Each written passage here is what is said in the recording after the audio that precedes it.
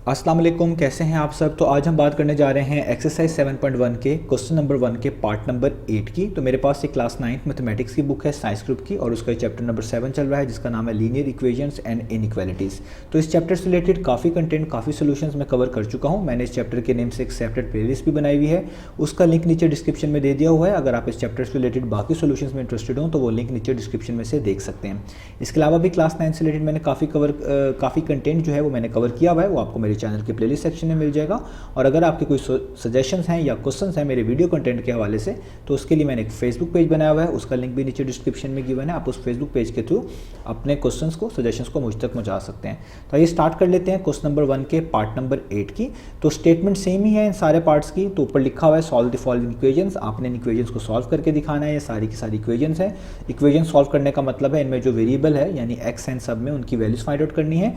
और जब आप एक्स की वैल्यू फाइंड आउट करेंगे हम उसको वेरीफाई भी करेंगे। वेरीफाई किस तरह करेंगे, वो वैल्यू फाइंड आउट करने के बाद हम क्वेश्चन में वापस वो वैल्यू पुट करेंगे। अगर दोनों साइड्स यानी लेफ्ट हैंड साइड और राइट हैंड साइड इक्वल आ जाती हैं वो वैल्यू पुट करने के बाद, तो हम कहेंगे ये वाली वैल्यू सोल्यूशन सेट का पार्ट बनेगी। और अगर वो इक्वल नहीं आएगी तो हम कहेंगे ये वाली वैल्यू सोल्यूशन सेट का पार्ट नहीं बनेगी, यानी उसका कोई सोल्यूशन नहीं होगा अगर वो वैल्यूज उसको सेटिस्फाई नहीं करेंगी उस इक्वेशन को। तो आइए स्टार्ट करते हैं पार्ट नंबर 8 को। तो आपको सामने स्क्रीन पे पार्ट नंबर 8 लिखा हुआ नजर आ रहा है। ये जो चीज़ मैंने लिखी हुई है ये कंडीशन है, इसको हम बोलते हैं कंडीशन है, या इस पर कंस्ट्रेंट लगी हुई है, इस पर कंडीशन लगी हुई है, इस तरह भी हम इसको कह सकते हैं। और ये क्या है, ये लिखा हुआ है x is not equal to 1, कि x का आंसर 1 नहीं होना चाहिए। क्योंकि अगर x का आंसर 1 हो गया तो आप देख सकते हैं यहाँ पे 2 के नीचे x-1 लिखा हुआ है। इस x की जगह पे जब आप 1 पुट करेंगे तो 1 - 1 क्या हो जाएगा, 0। और किसी भी चीज़ को मैथमेटिक्स में हम 0 से डिवाइड नहीं करते, वो फॉर्म हम डिफाइन नहीं करते। और इसी तरीके से आप यहाँ पे भी देख सकते हैं 2x के नीचे x-1 लिखा हुआ है। अगर x की वैल्यू 1 आ गई तो नीचे 1 - 1 0 बन जाएगा और समथिंग डिवाइडेड बाय 0 डिफाइन नहीं हम करते। इस वजह से यहाँ पे उन्होंने खुद से कह दिया है कि x की वैल्यू 1 नहीं होनी चाहिए। ये एक तरह की उसके डोमेन में से निकाल दी गई है, ये वैल्यू हमने शामिल नहीं करनी। अगर ये सोल्यूशन के तौर पे भी आता है तो भी ये वैल्यू काबिल कबूल नहीं होगी, इसको हम सॉल्व नहीं करेंगे, इसको हम कंसिडर नहीं करेंगे। तो ये कंडीशन है इसके ऊपर। तो अब क्वेश्चन की बात कर लेते हैं। तो मैंने जिस तरह पिछले पार्ट्स में आपको बताया है कि जब भी आपको डिनोमिनेटर के नीचे कोई चीज़ें सेम नजर आएँ तो उन फ्रैक्शंस को एक तरफ कर लिया करें। सबसे आसान तरीका ये होता है सवाल को सॉल्व करने का।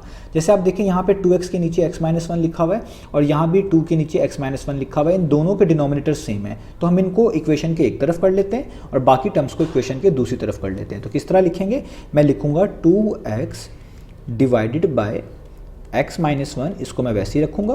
और ये देखें यहाँ पे 2/x-1 जो है ये प्लस साइन के साथ है। जब आप इसको इक्वेशन के लेफ्ट साइड पे मूव करेंगे तो क्या हो जाएगा, नेगेटिव साइन के साथ, यानी हो जाएगा -2/x-1 इक्वल टू का साइन डालेंगे। 5/6 को वैसे ही लिखे रहने दें, यहीं का यहीं। और ये जो +1/3 है इसको भी इक्वेशन के दूसरी साइड पे मूव कर लें, यानी राइट साइड पे मूव कर लें। तो ये +1/3 इक्वेशन के राइट साइड पे आके क्या हो जाएगा, -1/3।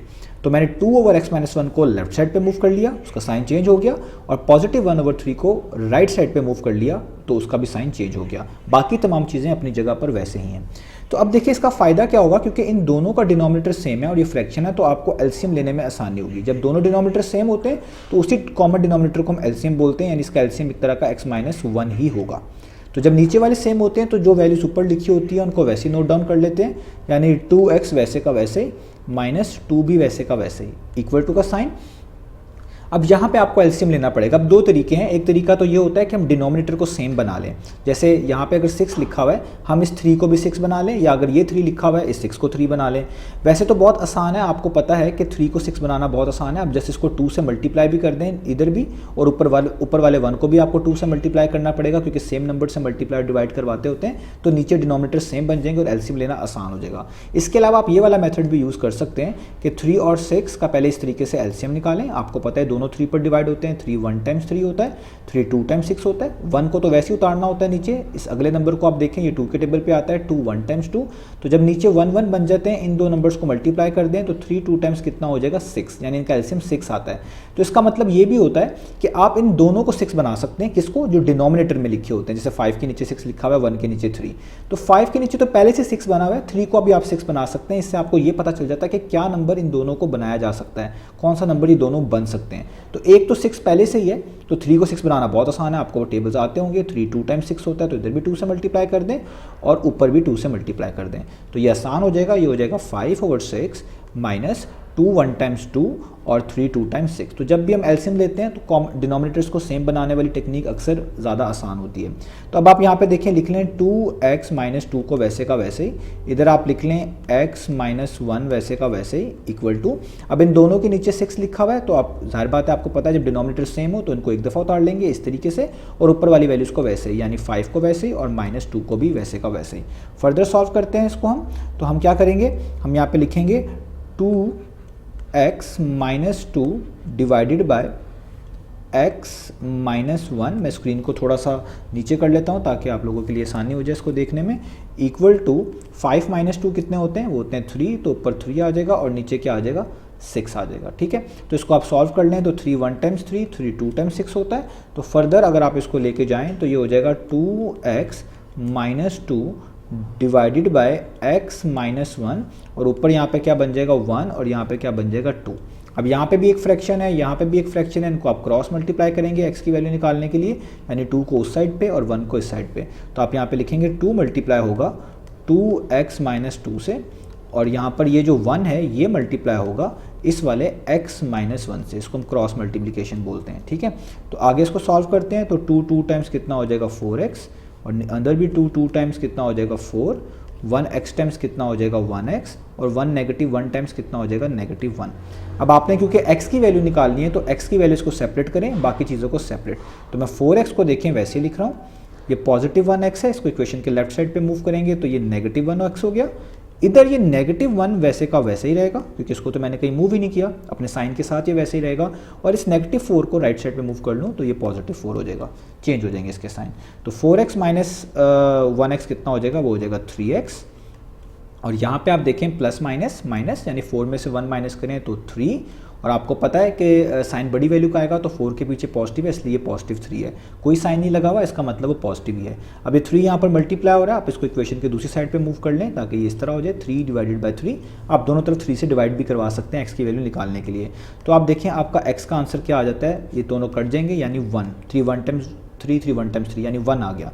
तो अब यहाँ पे प्रॉब्लम हो गई कि जब आपका x का आंसर यहाँ पे आपने 1 निकाला है तो आपको याद होगा मैंने ऊपर क्वेश्चन में ही आपको दिखाया था कि x की वैल्यू 1 नहीं होनी चाहिए। अगर आप इस चीज़ पे गौर करें कि x की वैल्यू 1 नहीं होनी चाहिए, उन्होंने क्वेश्चन में साथ ही मेंशन किया था कि आपने x की वैल्यू को 1 कंसीडर नहीं करना, आपकी x की वैल्यू 1 नहीं आनी चाहिए। तो आपका तो आंसर क्या आ गया, आपका आंसर आ गया x इज इक्वल टू 1। तो इसका मतलब है ये उसका सोल्यूशन नहीं बन सकता, क्योंकि अगर आपने x की जगह पे 1 पुट कर दिया ऊपर वाली इक्वेशन में, तो जैसे मैंने आपको बताया है कि यहाँ पे अगर आप x की जगह पे 1 पुट करेंगे तो 1 माइनस 1 0 बन जाएगा, और किसी भी चीज़ को 0 से डिवाइड करना हम डिफाइन नहीं करेंगे मैथमेटिक्स के अंदर। तो इस तरीके से इसका जो आंसर आया ये सोल्यूशन सेट का पार्ट नहीं बन सकता, क्योंकि क्वेश्चन के अंदर ही ये लिमिटेशन थी, ये कंस्ट्रेंट लगी हुई थी कि x की वैल्यू 1 नहीं होनी चाहिए। तो हम यहाँ पे लिखेंगे क्योंकि as x is not equal to 1, या आप इसको लिख सकते हैं x can't be equal to 1। तो इसका मतलब है इसका सोल्यूशन सेट क्या होगा, एम्प्टी, इसका सोल्यूशन सेट पॉसिबल नहीं होगा। या तो आप उसको लिखेंगे खाली इस तरीके से एम्प्टी, या आप इसको लिख देंगे नॉट पॉसिबल, नॉट पॉसिबल। बेहतर है आप ये दोनों चीज़ें लिख दें ताकि वो और बेहतर लगे। तो ये ही इसका सोल्यूशन सेट होगा। अब हमें इसको वेरीफाई करने की ज़रूरत ही नहीं है, क्योंकि जो आंसर आया है वही उसकी कंडीशन को सेटिस्फाई नहीं कर रहा, वो पहले से ही बताया हुआ है उन्होंने कि ये नहीं होना चाहिए, तो हमें उसको सेटिस्फाई करके वापस पुट करने की वैल्यू ज़रूरत नहीं है। तो इसका सोल्यूशन सेट क्या हो जाएगा, एम्प्टी यानी नॉट पॉसिबल। तो ये हो गया हमारे पास क्वेश्चन नंबर 1 का पार्ट नंबर 8।